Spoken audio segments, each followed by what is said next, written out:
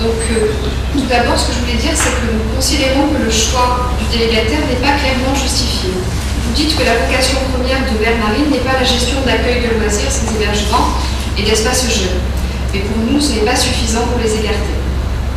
Une simple remarque, l'entreprise Vermarine mène des actions éducatives au travers d'activités sportives, artistiques et culturelles, c'est précisé dans le document, dans ces termes-là. Bon, il vous a semblé que c'était plus récréatif qu'éducatif, mais c'est un peu léger pour choisir le délégataire sur il semblerait.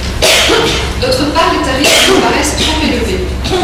Je vous l'avais déjà signalé lors d'une commission, quand on avait les premières propositions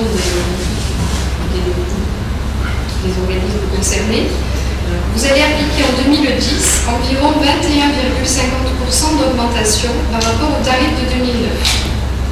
Cela nous semble démesuré, surtout cette année où l'on a augmenté la pression fiscale à hauteur. En fait, le montage de ce dossier me paraît surprenant.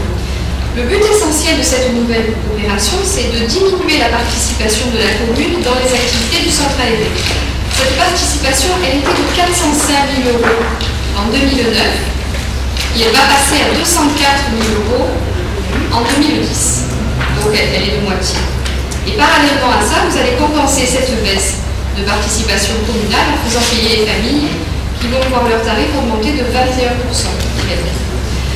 Donc je résume. D'un côté, vous avez augmenté la taxe foncière de 22%.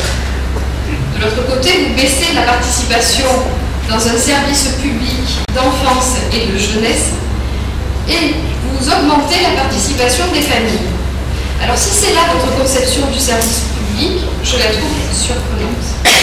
Et je la trouve d'autant plus surprenante que certains de vos adjoints parcouraient les rues de la commune il y a quelques semaines avec un porte-voix sur le toit de la voiture au moment de votre inoubliable vote sur la Poste, défendant le service public. C'est de l'incohérence, Madame le maire. Faites ce que je dis, ne faites pas ce que je fais.